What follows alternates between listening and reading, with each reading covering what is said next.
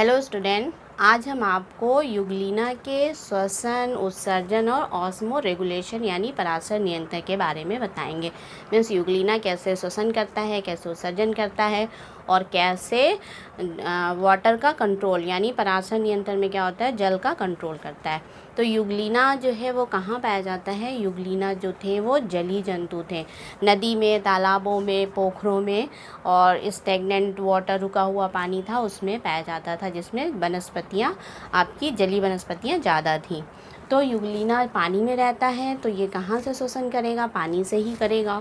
और उस अपना उत्सर्जी जो मैटर है या उत्सर्जी पदार्थ है वो किस में डालेगा? वाटर में ही डाल देगा। और जब पानी में है तो बहुत ज़्यादा इनकी बॉडी में पानी आ गया तो उनको क्या करना पड़ेगा? नियंत्रण करना पड़ेगा। तो वो ऑस्मो रेगुलेशन यानी पराशर नियंत्रण के थ्रू वो पानी को कंट्रोल करेंगे अपने बॉडी के। तो अब यहाँ पे हम देख लें श्वसन, ठीक है, रेस्पायरेशन यानी युग्लिना जो है रेस्पायरेशन कैसे। तो सबसे पहले हम क्या देख लें? रेस्पायरेशन देख लें, मीन्स युग्लिना में श्वसन कैसे होता है। तो युग्लिना जो था वो बिल्कुल सिंपल एनिमल था, इसमें कोई श्वसन के लिए ऑर्गन नहीं थे। जैसे हम लोग में होते हैं, लंग्स होते हैं, ट्रैकिया होते हैं, एल्वेलाई होते हैं, वैसे इसमें कोई ऑर्गन नहीं होते हैं। युग्लिना कैसा है? प्रिमिटिव और सिंपल टाइप का एनिमल है। तो ये श्वसन कैसे करेगा? अपनी बॉडी की सरफेस, हमने मॉर्फोलॉजी में इसकी बॉडी बताई थी तो इसकी बॉडी की जो सरफेस है वो क्या कहलाती है? पैलिकल। यानी ये जो बॉडी की ये सरफेस है ये क्या कहलाई? पैलिकल। ये क्या है? पैलिकल। तो ये बॉडी सरफेस यानी पैलिकल से ही क्या करेगा? श्वसन करता है। अब श्वसन में होता क्या है? श्वसन किसे कहते हैं? श्वसन में ऑक्सीजन ली जाती है और कार्बन डाइऑक्साइड निकाली जाती है। तो युग्लिना जो है अपने बॉडी के सतह से यानी पैलिकल की सहायता से ऑक्सीजन लेता है और कार्बन डाइऑक्साइड निकालता है। तो अब ये ऑक्सीजन ले रहा है और कार्बन डाइऑक्साइड निकाल रहा है, तो वो किस क्रिया के थ्रू निकाल रहा है? डिफ्यूज़न के थ्रू यानी विसरण। इसमें क्या हो रहा है? विसरण से ऑक्सीजन आ रही है और विसरण से ऑक्सीजन कार्बन डाइऑक्साइड बाहर निकाली जा रही है। तो युग्लिना में क्या हो? युग्लिना में गैसों का आदान प्रदान शरीर की सतह से होता है। शरीर की सतह क्या है आपकी? पैलिकल यानी पैलिकल से होता है। अब युग्लिना ऑक्सीजन कहाँ से लेता है? मीन्स उसको ऑक्सीजन एटमॉस्फेयर से लेता है या पानी में लेता है? कहाँ से मिलेगी इसको ऑक्सीजन? तो जो पानी में डिज़ोल्व ऑक्सीजन है उससे लेगा ये। तो पानी में घुली हुई ऑक्सीजन इसके शरीर में प्रवेश करती है। कैसे प्रवेश करेगी? मैंने बताया था अभी, डिफ्यूज़न यानी विसरण के थ्रू इसकी बॉडी सरफेस से यानी पैलिकल्स के थ्रू इसके शरीर में प्रवेश कर गई और कार्बन डाइऑक्साइड से कार्बन डाइऑक्साइड जो है वो बाहर निकाल दी जाती है विसरण के थ्रू ही।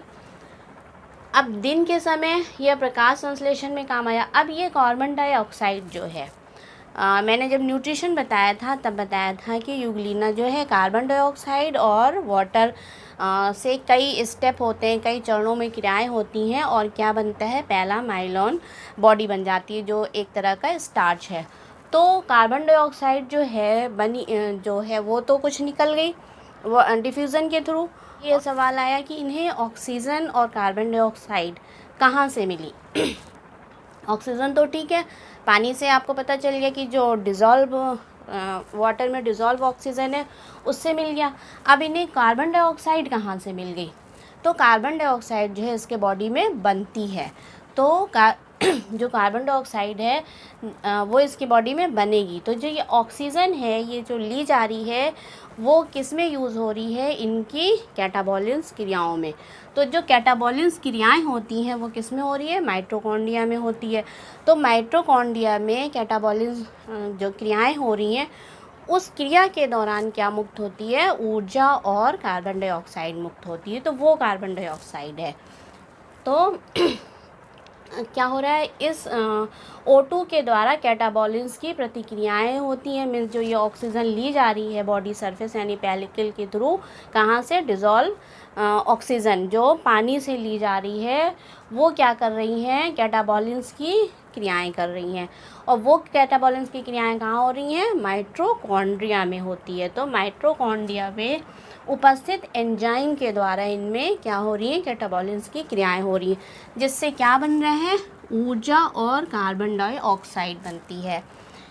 यह ऊर्जा, अब ये जो ऊर्जा बनी, ये ऊर्जा क्या हो जाएगी, एटीपी के रूप में संग्रहित कर ली जाती है, मीन्स इकट्ठा कर ली जाती है। और जब फिर कोई एनाबॉलिंस की क्रियाएं होती हैं तब उसमें यूज़ होती है। जो संग्रहित ऊर्जा है जब एनाबॉलिंस की क्रियाएं होंगी तो वो यूज़ होंगी।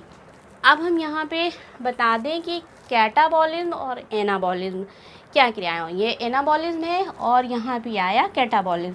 ये दोनों क्रियाएं जो हैं किस में होती है, मेटाबॉलिज्म। यानी मेटाबॉलिज्म में दो क्रियाएं होती हैं, दो स्टेप होते हैं, कैटाबॉलिज्म और एनाबॉलिज्म।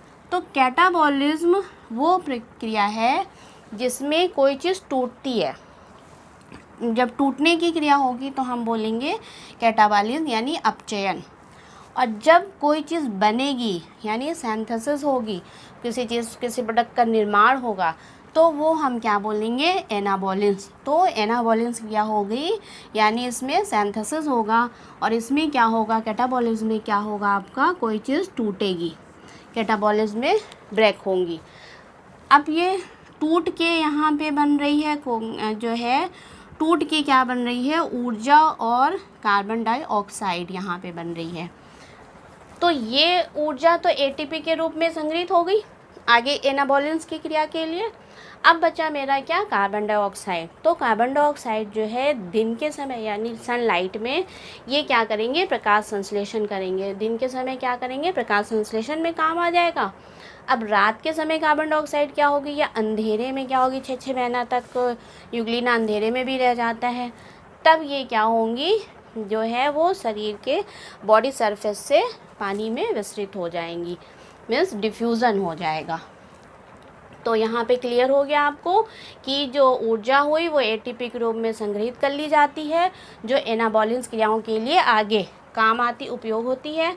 और कैटाबॉलिंस के फलस्वरूप जो कार्बन डाइऑक्साइड बनी वो क्या होगा, अंधकार में शरीर की सतह से विसरण द्वारा बाहर निकाल दी जाती है। मीन्स दिन में तो अगर सनलाइट प्रेजेंस है, सनलाइट की उपस्थिति में तो ये प्रकाश संश्लेषण कर लेंगे और उसमें यूज़ हो जाएगी।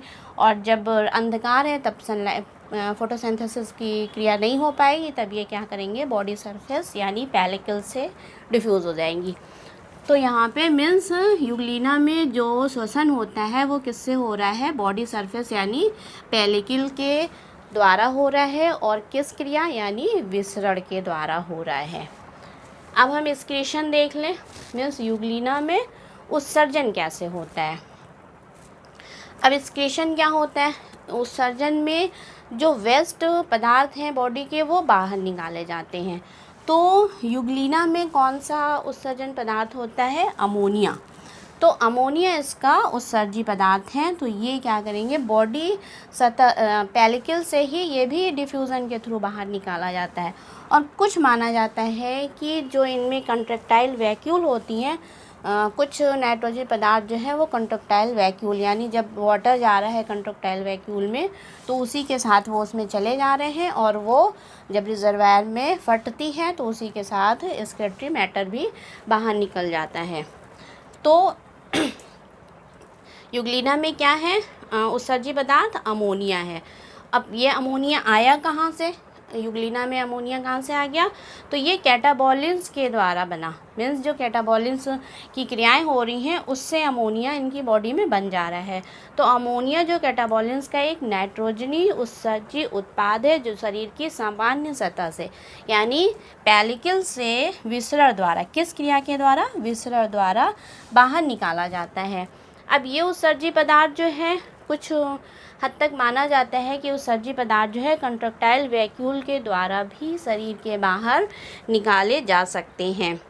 ये ऐसा माना जाता है कि कंट्रैक्टाइल वैक्यूल के चारों ओर जो प्रोटोप्लाज्म है वो क्या करें, चारों ओर जो सघन यानी गाढ़ा जो प्रोटोप्लाज्म है, और वो क्या करेगा, जल और उत्सर्जी पदार्थ यानी अमोनिया को किस में डाल देगा, कंट्रैक्टाइल वैक्यूल में डाल देता है। और कंट्रैक्टाइल वैक्यूल जो है रिजर्वायर में उड़ेड़ देती है और रिजर्वायर से वो बाहर चला जाता है। तो अब यहाँ पे हम फिगर के थ्रू आपको बता दें ये है इसका कंट्रैक्टाइल वैक्यूल, आप रेड कलर का देख रहे हैं। इसमें एक बड़ी वैक्यूल दिख रही है, छोटी छोटी यहाँ पे स्मॉल वैक्यूल दिख रही है। तो ये क्या है आपकी लार्ज कंट्रक्टाइल वैक्यूल हो गई, और ये किनारे किनारे जो छोटी छोटी देख रही हैं वो एक्सेसरी कंट्रक्टाइल वैक्यूल है। तो जो इनका उत्सर्जी पदार्थ, इसमें जो अमोनिया बना, नाइट्रोजनी वेस्ट क्या बन रहा है, इनका अमोनिया बन रहा है। तो अमोनिया जो है वो डायरेक्ट बॉडी सरफेस क्या थे इसके, पेलिकल से डायरेक्ट डिफ्यूज़न के थ्रू बाहर आ जा रहा है, विसरण के थ्रू बाहर आ जा रहा है पानी में। और नहीं तो क्या हो रहा है, इनके चारों ओर जो इनका यहाँ पे प्रोटोप्लाज्म है, ये जो गाढ़ा वाला प्रोटोप्लाज्म है, ये क्या कर रहे हैं, इसमें एसेसरी जो इनकी किनारे छोटी छोटी वैक्यूल है, एसेसरी वैक्यूल में वाटर के साथ ही इसमें एसेसरी वैक्यूल में चला जा रहा है। और एसेसरी वैक्यूल की जो वॉल है वो किससे लगी हुई है आपकी, लार्ज कंट्रक्टाइल वैक्यूल से। तो ये लार्ज कंट्रक्टाइल वैक्यूल है जो रेड कलर का बीच में देख रहे हैं आप, इसमें डाल दे रही हो। और ये लार्ज वाली इसमें रिजर्वायर, ये क्या है आपका रिजर्वायर है, ये फ्लास्क लाइक स्ट्रक्चर क्या है आपका रिजर्वायर है, इसमें वो फट जा रही है कंट्रक्टाइल वैक्यूल, और अमोनिया जो है वो पानी में बाहर आ जा रहा है। तो ये किसके थ्रू कर रहे हैं, मीन्स दो तरीके से हो सकता है, एक किससे हो रहा है बॉडी सरफेस यानी पेलिकल से, और दूसरा क्या है आपका कंट्रक्टाइल वैक्यूल में भी डाल दिया जा रहा है। अब हम नेक्स्ट देख लें ऑस्मो रेगुलेशन।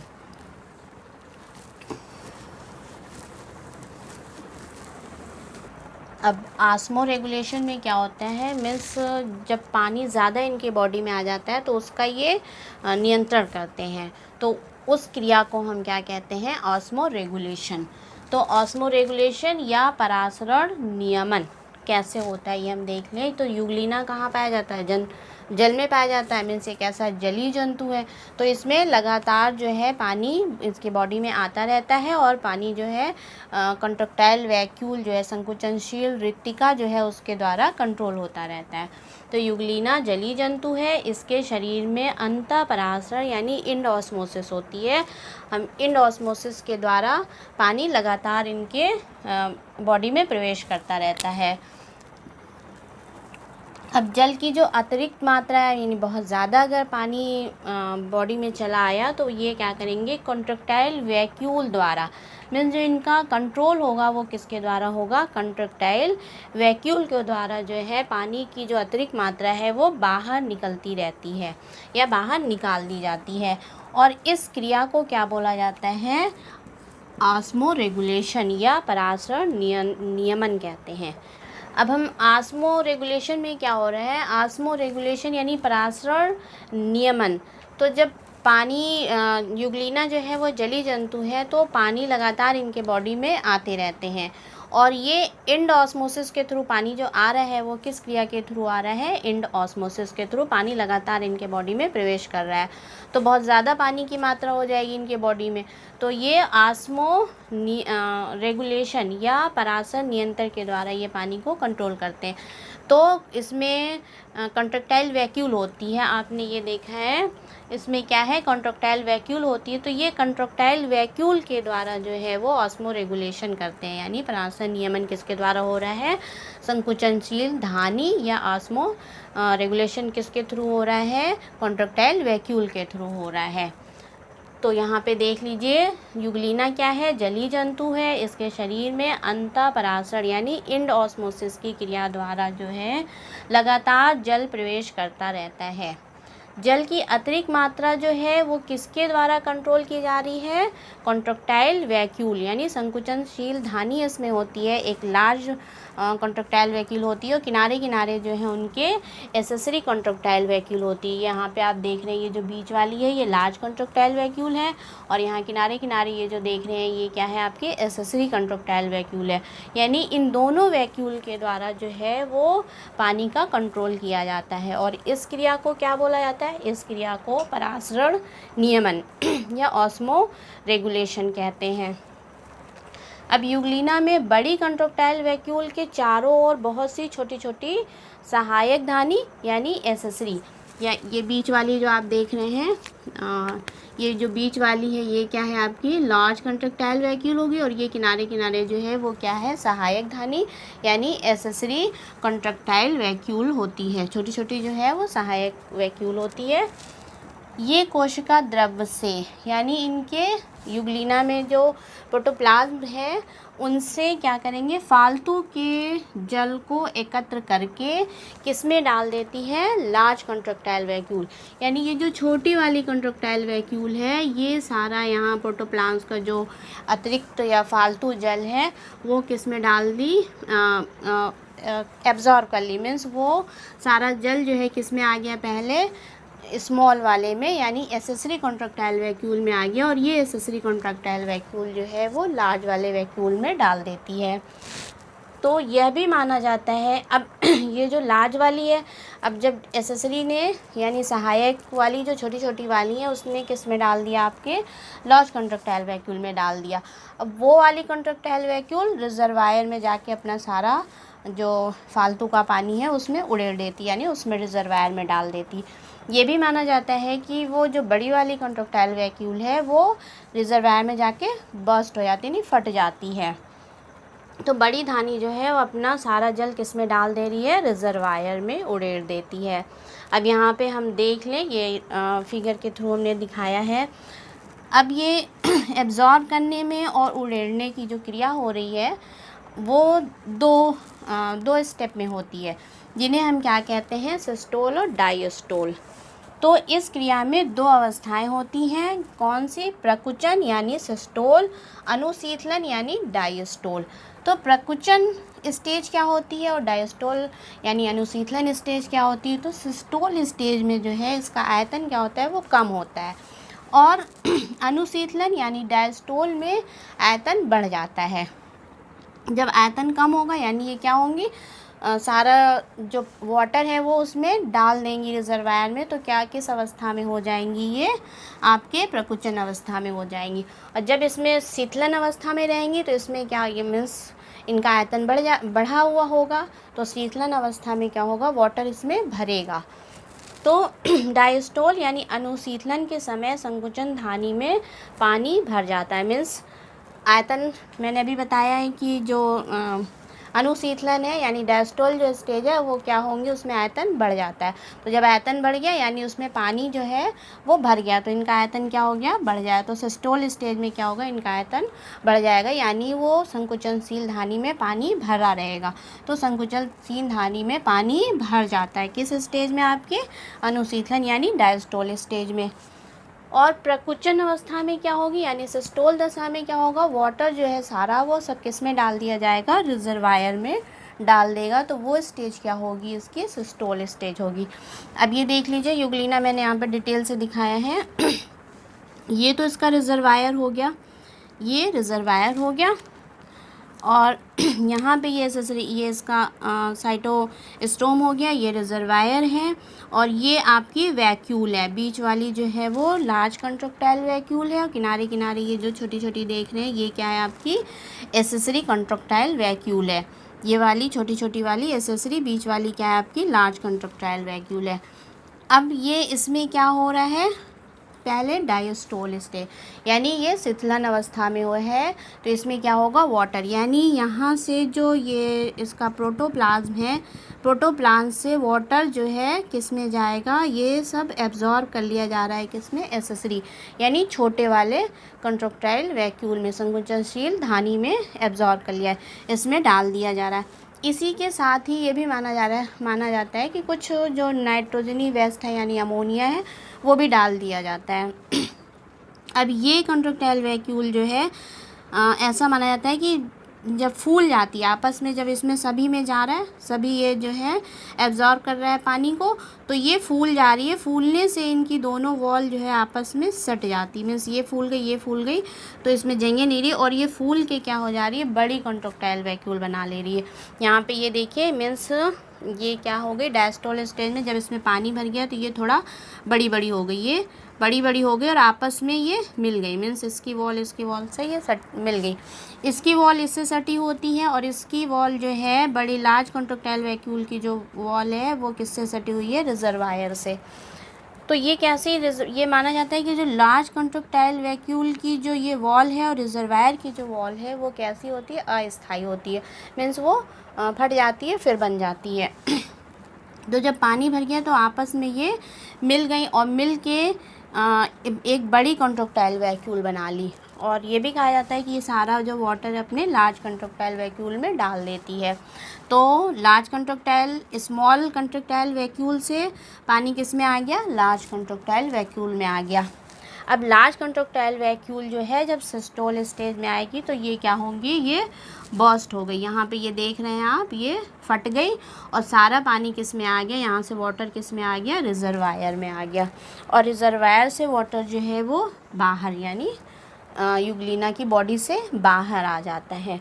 तो मीन्स ऑस्मो रेगुलेशन की जो क्रिया हो रही है वो किसके द्वारा हो रही है, कंट्रोक्टाइल वैक्यूल के द्वारा होती है। तो ये हमने देख लिया ऑस्मो रेगुलेशन, रेस्पायरेशन और एक्सक्रीशन।